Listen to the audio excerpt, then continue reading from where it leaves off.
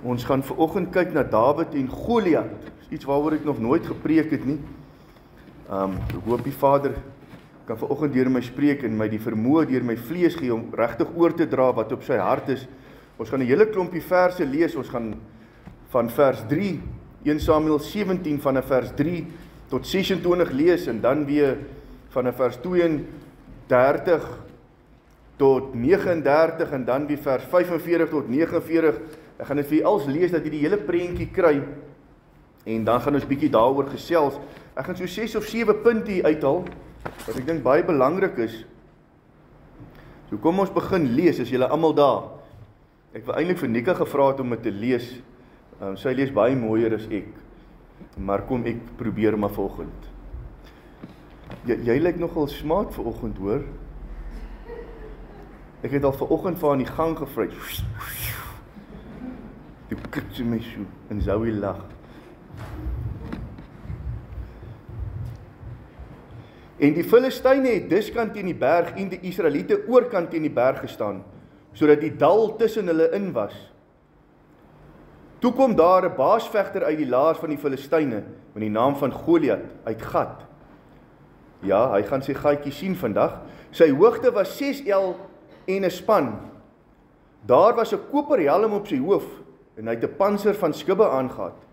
Die gewig van die panser was 5000 sikels koper. En skeenplate van koper was aan sy bene, en 'n koperlans tussen sy skouers. Die staal van sy spies was soos 'n wewersbalk, en die lem van sy spies was 600 sikels yster, en die skilddraer het voor hom uitgeloop. En hy het gaan staan en roep na die slagorders van Israel, en vir hulle gesê, waarom trek julle uit om julle in slagorders op te stel? Is ek nie die Filistyn en julle dienaars van Saul nie?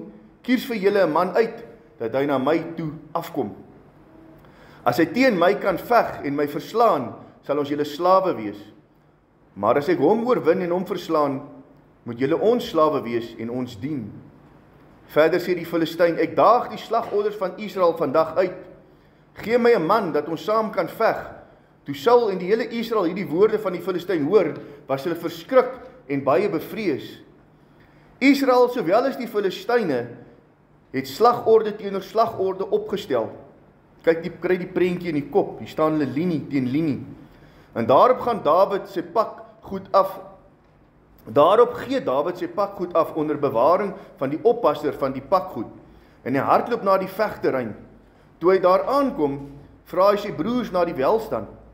En terwyl hy met hulle spreek, kom juist die baasvegter Goliat, is sy naam, die Filistyn het Gat, uit die slagorders van die Filistyne op en spreek daar dieselfde woorde sodat Dawid dit hoor.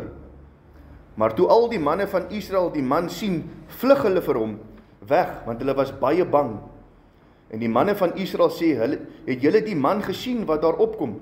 Want hy kom op om Israel uit te daag, en die koning sal die man wat hom verslaan oorlaai met groot rykdom. Ook sal hy sy dogter aan hom gee en sy familie in Israel vrystel van belasting.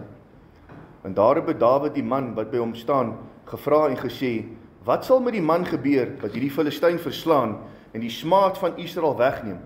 Want wie is hierdie onbesnede Filistyn dat hy die slagorders van die lewende God durf uitdaag? In vers 32 af, en Dawid het aan Saul gesê, laat die manne se gemoed tog nie terwille van hom sink nie. Die dienaar sal gaan en teen hierdie Filistyn veg. Maar Saul het Dawid geantwoord, jy kan nie na hierdie Filistyn gaan om teen hom te veg nie, want jy is 'n seun en hy's 'n krygsman van sy jeug af. En iemand het aan Saul gesê, en daarop sê Dawid aan Saul, die dienaar het vir sy vader die kleinvee opgepas. En as daar 'n leeu of 'n beer kom en 'n stuk kleinvee uit die trop wegdra, dan gaan ek uit agter hom aan en verslaan hom en ruk dit uit sy bek uit. En as hy my aanval, gryp ek hom aan sy baard en verslaan hom en maak hom dood. Die dienaar het die leeu sowel as die beer doodgeslaan, en met hierdie onbesnede Filistyn sal dit gaan net soos met een van hulle, omdat hy die slagorders van die lewende God uitgedaag het. Verder sê Dawid, die Here het wat my gered het uit die klou van die leeu en uit die klou van die beer, hy sal my red uit die hand van hierdie Filistyn. Toe sê Saul vir Dawid, gaan, mag die Here met jou wees. En Saul het Dawid se klere laat aantrek en 'n koperhelm op sy hoof gesit en hom 'n panser laat aantrek. En Dawid het sy swaard bo oor sy klere vasgegord, en toe hy met moeite doen om te loop, omdat hy dit nooit probeer het nie, sê Dawid vir Saul, ek kan nie hierin loop nie, want ek het dit nooit probeer nie, en Dawid het dit uitgetrek. Vers 45, maar Dawid sê vir die Filisteen, jy kom na my met 'n swaard en met spies en met 'n lans, maar ek kom na jou in die naam van die Here van die leerskare, die God van die slagordes van Israel, wat jy uitgedaag het. Vandag sal die Here jou in my hand oorlewer, dat ek jou kan verslaan en jou hoof van jou wegneem, en die lyke van die leer van die Filistyne vandag aan die voëls van die hemel en die wilde diere van die aarde kan gee, sodat die hele aarde kan weet dat Israel 'n God het. Dan sal hierdie hele menigte moet erken dat die Here nie deur swaard en deur spies verlos nie, want die stryd behoort aan die Here, en hy sal julle in ons hand gee. Toe die Filistyne hom dan klaar maak, en aldeur nader kom om Dawid te ontmoet, loop Dawid gou na die vegterrein om die Filistyn te ontmoet, en Dawid steek sy hand in die tas, en neem 'n klip daaruit, en slinger, en hy tref die Filistyn in sy voorhoof, so die klip in sy voorhoof indring, en hy het met sy gesig teen die grond geval, en natuurlik mors dood, en dan ken jy die storie, Dawid het Goliat se swaard gevat en sy kop afgekap, en so die Filistyne in Israel se mag gegee. Nou wil ek hê ons moet begin by punt 1, kom ons lees gou 'n interessante dingetjie, want hierdie gedeelte beeld eintlik baie mooi Nuwe Testamentiese goed uit. En die Filistyne het dus kan die berg en die Israeliete oor kan die berg gestaan, sodat die dal tussen hulle in was. Toe kom daar 'n baasvegter uit die laars van die Filistyne met die naam van Goliat uit Gat. Sy hoogte was 6 el en 'n span. Hy was dus 'n reusagtige mens. En daar was 'n koperhelm op sy hoof. En hy het 'n panser van skubbe aangehad en die gewig van sy panser was 5000 sikels koper. Sê gou vir my, hoe het sy panser gelyk? Hy het 'n panser van skubbe gehad. Soos wat se ding het skubbe? Hy verteenwoordig die slang van ouds. Hy verteenwoordig eintlik die duiwel. Hierdie hele gedeelte is eintlik 'n uitbeelding van die duiwel, Jesus en ons wat vertrou op vleeslike krag en vleeslike wapens. Dis eintlik wat hierdie gedeelte in 'n geestelike sin wil uitbeeld. Genesis 3 vers 1 sê, maar die slang was lustiger as al die diere van die veld wat die Here God gemaak het. So die duiwel is verteenwoordigheid van 'n slang. Dwars deur die hele Bybel. Wat het 'n slang? Hy het skubbe. Hierso kom hierdie reus na Israel toe, en die eerste ding wat jy sien, het hierdie vreeslike panser aan oor sy hele lyf, 'n panser van skubbe van koper. Hy lyk amper eintlik soos 'n koper slang, met 'n geweldige swaard en 'n geweldige spies, maar is verteenwoordigend van die duiwel, verteenwoordigend van die slang. Dawid, verteenwoordigend van Jesus, is dit nie. Kyk net gou die beeldjie. Hoe, hulle sê Jesus het geen beeld gehad dat jy hom sou begeer nie. Hy was maar 'n timmerman se seun, 'n eenvoudige mens. Jy sou nooit dink dis die verlosser van die mensdom as jy hom in sy vlees aanskou nie. Hier kom Dawid, selfs toe hy as koning uitverkies was, het hulle not 'n tikkie geding. Hulle het hom nie eens oorweeg as 'n koning het. Al 7 die seuns uitgebring, en maar later moes Samuel vra, maar is jy nie nog 'n kindie, want God het nie een van hulle uitgekies nie. En toe laat kom hy vir Dawid met 'n rooi kop, eenvoudig skaapwagter, die kleinste uit die lot, die mees geringste, en God kies hom uit. Hier kom Dawid op die slagveld en Saul sê vir hom, nee, jy is 'n kind, jy's 'n seun, jy kan nie hier gaan veg teen die man nie. Dis presies wat hulle eintlik van Jesus se beeld is, hierdie geringe mens. Hy's die kind van 'n timmerman, van Josef en Maria. Wie's hierdie Jesus? Maar hy is die verlosser van die heelal. Hier kom Dawid, 'n seun, 'n skaapwagter, in die oë van die mens ontsettend gering. Hierdie mens kan nie die verlosser wees nie. Hy kan nie die verslaander wees van die Filistyn of die Goliat nie. Maar jy sien, dit is waaragtig hy. Want God roem nie op vlees nie. It's not by power and not by might, but by my spirit, says the Lord. En dis wat jy eintlik hier sien. Hier's 'n uitbeelding van hierdie magtige Goliat met 'n koper gewaad aan wat van skubbe gemaak is, soos 'n koper slang, en hier kom met die geringe skaapwagter, verteenwoordigend van die duiwel. En dan kom jy en jy sien, een van die eerste goed wat die duiwel doen in die mens se lewe is, hy kom om vrees te saai. Hy kom om vrees te saai. Dit sê hierso twee goed wat hy probeer doen is, en die een lei tot die ander, was hulle verskrik en baie bevrees, vlug hulle vir hom weg, want hulle was baie bang. En dan sê dit hier so in vers 32, sê Dawid, laat die manne se moed tog nie ter wille van hom sink nie. En dit sê hier so selfs dat, hier kom Goliat, verteenwoordiging van die Filistyne. Israel het geen verteenwoordiging.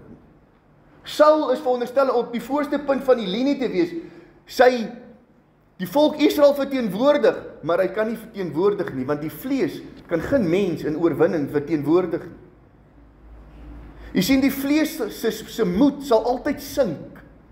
Hy sal vlug in vrees, hy sal bang wees en skuil. Sê gou vir my, waar vind Dawid vir Saul, wat sy volk moet verteenwoordig? Hy kry weg in die tent. Maar jy sien, die eerste ding wat die Satan wil doen is, hy wil vrees in jou lewe insaai, met hierdie geweldige beeld, met verskillende goed waarmee jy in jou lewe wil inkom, wat lyk soos reëse. Maar is die invloed van die vyand. En die duiwel wil jou vlees overpower met vrees, hy wil jou lam lê met vrees. En wat doen vrees? Ek het vir jou nou die dag al gesê, want laasweek, wanneer jy iets vrees, erken jy eintlik deur jou vrees dat daai ding het mag oor jou. Dis hoekom jy dit vrees. Jy vrees iets want iets het mag oor jou. Dit neem eintlik, hoe wil ek amper sê, dit neem jou eintlik in eienaarskap en dit heers oor jou deur middel van vrees. En daarom sê dit, as ons julle oorwin, sal julle ons slawe wees en ons dien. Want jy sien, as die Satan jou met vrees kon oorval en oorkom, dan raak jy sy slaaf. En hy gaan beheer neem van jou lewe, want jy's lam gelê deur vrees. En hierdie hele volk vrees. En dit sê, hulle moed het gesink. En dis baie maal wat die Satan wil doen, hy wil hê jou moed moet sink. En ek gaan vir die een van die redes hoekom dit met my as mens baie beter gaan, is omdat ek sekere konsepte kon identifiseer. En die een ding is, waarmee die Satan die meeste van ons, sonder dat jy dit agterkom, jou moed laat sink. Want as jou moed sink, val jy in 'n gat van depressie, in 'n gat van negativiteit, in 'n gat van verslaandheid. Het te doen met selfveroordeling. Wat doen die Satan hier op hierdie toneel? Hy dryf spot met hulle. Hy laat hulle voel as geen manier dat julle my kan oorwin. Kyk hoe lyk ek. En die goed van die lewe kom na jou toe en dit oorwin jou eintlik en dit dryf spot met jou. En jy dink eintlik, maar waar is my God? My God is kleiner as hierdie goed in my lewe. En hy's eintlik besig om te judge en te oordeel en hy dryf spot met God en die vegordes van Israel. En dis hoekom hulle moed sink, want hulle voel in die lig van wat hulle hoor en wat hulle sien, van wat hulle hoor en wat hulle sien, gaan hulle verslaan word. Is hulle te gering? Is hulle te klein? Is hulle te swak? Is hulle eintlik niks werd in die lig van wat hulle hoor en sien nie? Pas op wat jy hoor en sien, want dis nie noodwendig die waaragtigheid van jou realiteit en die lig van wie jou God is nie. In die lig van jou vlees sal jy opkrummel op grond van wat jy sien en wat jy hoor. Pas op vir veroordeling. Konstante veroordeling oor jou lewe, van dit wat jy hoor en sien in vleeslike omstandighede, laat jou voel, maar jy's te swak, jy's niks werd nie. God is nie meer met jou nie. Jy voel later soos 'n verslaane, en wat gebeur is, jou moed sink, en jy raak ontsettend depressief, want jou hele prentjie van dit wat jy sien en hoor, is negatief. Jy's reeds verslaan in jou vlees. Want jy beskou goed na die vlees, en jy luister na goed na die vlees. Kyk die verskil, hier kom Dawid op die prentjie. Hy aanskou niks na die vlees nie, en hy luister na niks na die vlees nie. Hy sien na die vlees, hy hoor na die vlees, maar hy beoordeel na die gees en die waarheid. Dis die verskil tussen Dawid en die Israeliete. Dawid hoor en hy sien, maar hy beoordeel volgens die gees en die waarheid van wie sy God is. Nie die Israeliete, hulle sink in vlees, want hulle sien net vlees en hulle hoor net vlees, maar hulle beoordeel nie na die gees en in die lig van wie hulle God werklik is nie. Dis nogals interessant die manier hoe Dawid vir Saul aanspreek, maar hy gaan onmiddellik terug na wat God al in sy lewe gedoen het. Die Israeliete hier vergeet van die groot dade van God in die woestyn. Hulle vergeet van wat hulle God in die lewe van hulle voorvaders gedoen het. Dis een van die redes hoekom die mense in die Ou Testament altare gebou het, want 'n altaar is altyd waar God met hulle gespreek het en aan hulle verskyn het, en die altare is daar gebou, kan onthou as hulle daar kom, hier het God dit gedoen, hier het ek God lewend beleef, so God leef, dis om herinnering op te bring. Dawid se eerste reaksies, nee, weet jy, God het al in my lewe maar die krag gegee om 'n beer te verbrysel, om 'n leeu te verbrysel, om sy manhare te vat en hom dood te maak. Daai is my God. Ek het getuienis in my hart van wat God al in my lewe gedoen het in die verlede, en hy sal dit weer doen. En daarom beoordeel hy Goliat in die lig van wat God al in sy lewe gedoen het, op grond van getuienis in sy hart. En dit gee Dawid moed. Die ander ding waarop Dawid staan, hier sal ek tweemaal praat hy van hierdie onbesnede Filistyn. Dawid, hy roep tot God onmiddellik. Dis die enigste een in hierdie hele linie van 'n weermag wat God roep op sy verbond met hulle. Hy staan op verbond in die lig van hierdie Goliat wat lasterlike goed teen sy God uitspreek. Wat is hierdie verbond? Dit begin by Abraham, het voortgegaan in die Nuwe Testament, in Moses, die verbond van besnydenis. Nou, een van hierdie goed is, ek gaan nou nie nou praat nou oor die besnydenis, maar een van die goed is, as jy nie besnede is nie, is jy onder God se vervloeking. Gaan kyk maar die wette. Dawid weet dit. Wat hy eintlik hier spreek is, wat vrees julle hierdie onbesnede Filistyn? Hy's onder God se vervloeking, want hy's nie met God in verbond nie. Hy's reeds 'n vervloekte. Weet jy wat wil die duiwel jou laat glo? Deur heeldag oor jou te spreek soos 'n reus. Hy wil jou laat voel jy's reeds verlore. Jy's reeds verslaane. Maar weet jy wat doen Dawid? Hy kom onmiddellik op die toneel. Hy's totaal aan hulle teenoorgestelde prentjie. Hy sien Goliat as reeds verslaane, want jy's 'n onbesnede Filistyn. Jy's reeds onder God se vloek. Kyk die verskil tussen persepsie en hoe hy goed aanskou. Pas op dat jy nie aanskou soos die Israeliete aanskou nie, want dan gaan jy lewe soos 'n verslaane Israeliet. Dawid leef in totale oorwinning, want sy persepsie is totaal en al anders. Hy kom op die toneel, hy vrees nie een stukkie vir hierdie Goliat nie.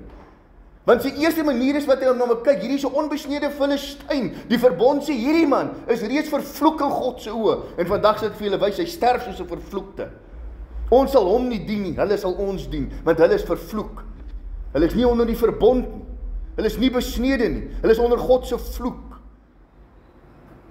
So jy na die vyand moet kyk, as reeds verslaane, as reeds onder God se vervloeking, as een wie se lot reeds bepaal is, want in die gees is jy 'n besnedene, is jy besny deur die gees, en onder God se seën, nie verslaane nie, nie verbrysel nie. Die duiwel wil nie hê jy moet dit glo. Dan kom ons by Dawid, en Saul sê vir hom, hoor hierso, as jy nou wil gaan beklei nou maar. En nou trek hy vir hom al sy klere aan, sy wapenrusting. En dis verteenwoordigend van die wapens van die vlees. Verteenwoordigend van die wapens van die vlees.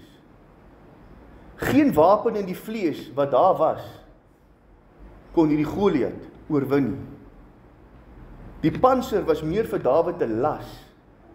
Weet jy wat, dit het hom eintlik 'n gevangene gemaak in hierdie stryd, want hy kon nie lekker daarin beweeg nie, hy kon nie lekker in dit operate nie, en hy sê nee, ek soek dit nie, hy trek dit uit, hy trek eintlik die vertroue in die wapens van die vlees uit, want hierdie Goliat kan nie verslaan word deur die vlees en vleeslike krag en vleeslike wil nie, dit sal elke liewe keer val. Jy kan nie oorwinning in jou lewe kry deur vleeslike wapens en vertroue in die vlees, en wat ook al jy in die vlees probeer aandif om oorwinning te kry in sekere goed nie. Daar's net een manier, en dis vertroue in wie God is. Daarom trek Dawid dit uit. Saul is baie duidelik verteenwoordigend van die koning van die wêreld. Dawid verteenwoordigend van die koning wie God gekies het. God wou nie vir Israel 'n koning gee nie. Hy gee toe vir hulle koning na hulle vlees. Dis Saul verteenwoordigend van die vleeslike, menslike koning. Jy sien ook die twee verskille hierso. Op hierdie stadium met Saul al, het die Heilige Gees al van hom gevlug. Hy het nie meer die anointing of die salwing van God wat op hom rus nie, die salwing verloor. Hier is Dawid, die jong een, wie reeds gesalf is eintlik as die ware koning. Die Gees rus op hom, die salwing rus eintlik dus op hom. Hy maak nie staat, die een sonder die salwing maak staak op vleeslike wapens, vleeslike beskerming, nie die een op wie die Gees van God en die salwing rus nie. Hy maak staat op die salwing, hy maak staat op sy God, hy maak staat op die wapens wat God aan hom gegee het. Dit wat eintlik, die wapens wat hy gaan gebruik, sal die mense eintlik oor lag as jy mal, hulle dink net hier kom die man met 'n slingervel, wat dink jy die soldate? Hierdie ou is kings. Dis onmoontlik om hierdie reus so te verslaan. Hier kom Dawid toe en hy trek dit altyd, hy sê nee wat ek soek hierdie goed nie. Want weet jy wat sê hy? Dit gaan eintlik oor dat hierdie oorwinning sal geen vlees in roem nie. Geen vlees sal hierin roem. Hy sê vir Dawid sê vir hom, jy kom na my toe met panser en skild en swaard, ek kom na jou toe in die naam van die Here. As jy daai goedjies gaan luister, ek wil dit gou hier, jy moet dit sien. Hoeveel maal sê hy dit hierso? Hy sê,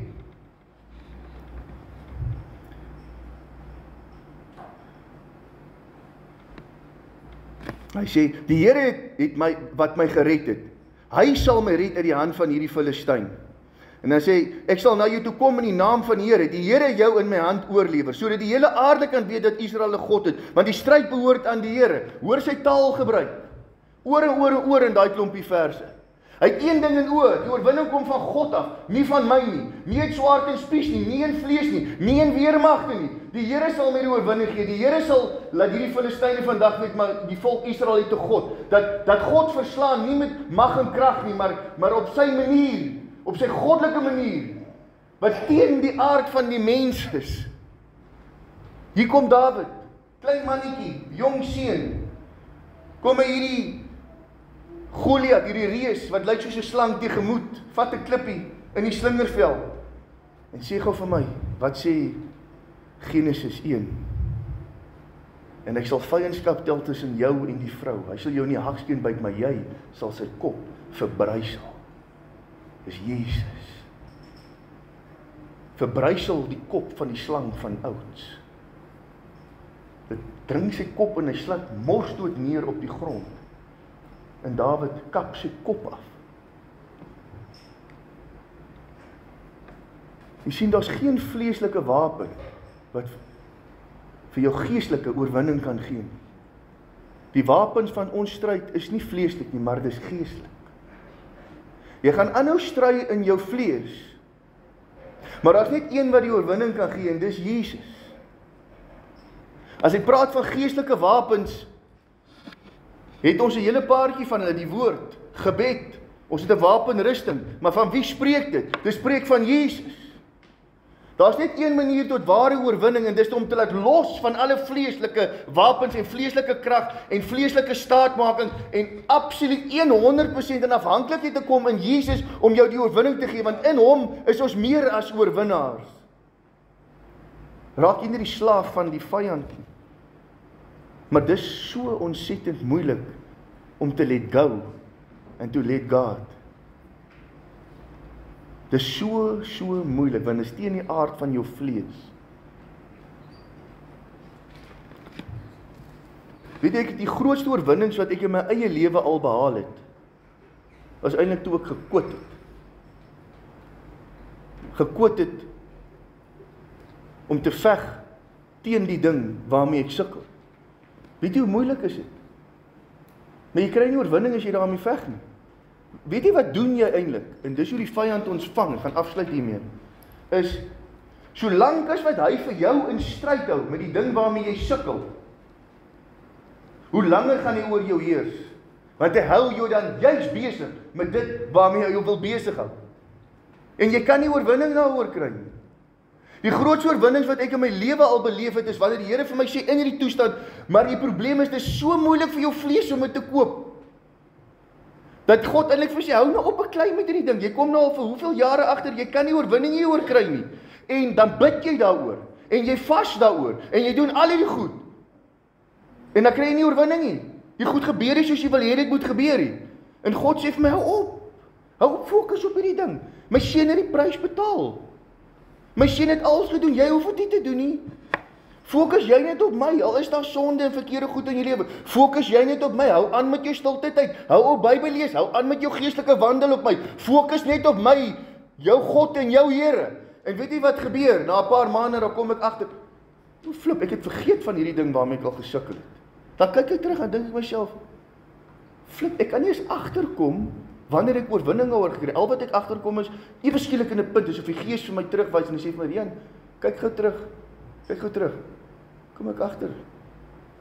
Ek doen hierdie ding al lankal nie meer nie. Want ek was nie eens bewus ek het oorwinning gekry, want weet jy wat, ek het ophou daaraan dink. Ek het ophou daarmee stry. Ek het ophou en daar lange vasgegaan oor hierdie ding waarmee ek sukkel. Ek het ophou konstant dat my gebedslewe draai oor hierdie ding waarmee ek sukkel. En weet jy wat het ek agtergekom? Dat dis die vyand. Dis net sowel vleeslike stryd, want jy stry die stryd.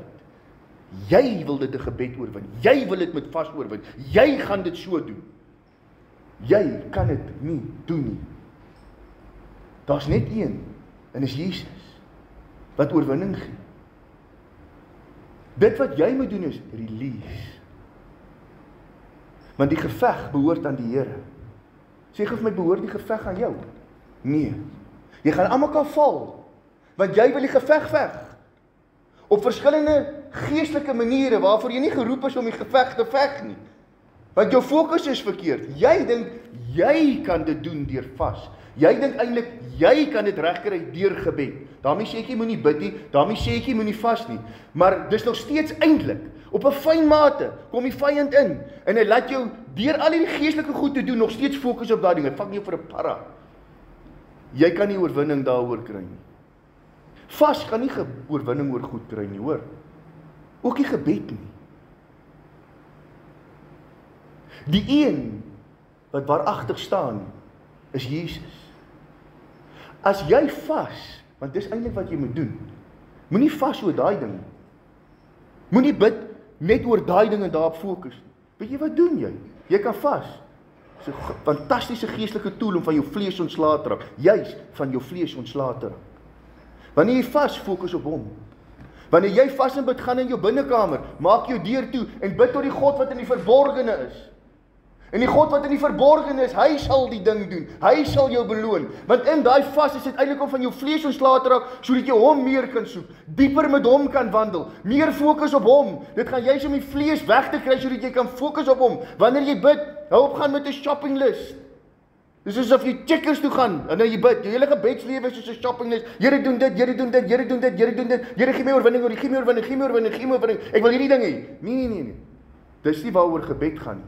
Gebed gaan oor om met hom te praat en dat hy met jou praat. 'n twee-rigting kommunikasie. En die oomblik as jy daai fokus begin regkry en jy kry hierdie vlees uit die pad uit, probeer dit net 'n bietjie. Weet jy wat, en jy begin ophou fokus, want weet jy wat doen die goed waarmee jy sukkel? Dit veroordeel jou heeltyd. Nou bid en vas jy oor hy ding, jy kry jy nie oorwinning, ja, nee wat. Wat doen dit eintlik in jou binnewêreld? Hierdie goed werk nie. Weet jy wat is in die Goliat, wat die God van die Filistyne bespot. Dis eintlik wat in jou binnewêreld gebeur, presies dieselfde ding. Dis om vir jou eintlik te voel, maar hierdie God gee nie vir jou oorwinning as jy dit en dit doen. Waar is hierdie God? Dat jy veg dan nou die stryd. Jy sien, as jy is die probleem, jy veg die stryd. Dawid het geweet, dis nie ek nie. Die stryd behoort aan die Here. Kom jy net uit die pad uit, met jou groot swaard en jou skild en jou panser, en al die goed wat jy gebruik, en op staat maak om met die stryd te stry, maar jy maak nie eintlik op God staat nie.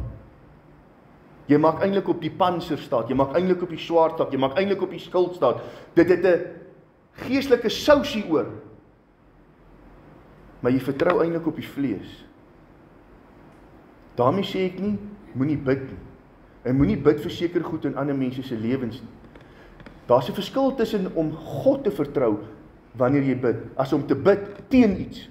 Groot verskil. Die een is vleeslike gebed, die een is vleeslike vas, maar daar's 'n ware geestelike vorm daarvan. Daar is een wie die oorwinning gee, en dit is Jesus. Die oorwinning behoort nie aan ons vlees nie. Die oorwinning behoort aan God. En hy kom met die mees onwaarskynlikste wapen. 'n klippie, 'n slingervel. En hy dryf in die slang van koper en hy val. Dawid het nie staat gemaak op enige iets wat vir die mens sin maak. Hy het staat gemaak op sy God. Hy het staat gemaak op hierdie verbondsgod. Moenie luister na die dreigemente van die vyand. Kry jou persepsie reg soos Dawid. Veg soos God wil hê jy moet veg en dit is hy deur jou. Dis eintlik jy wat net hom verteenwoordig. Kom ons maak toe die oë.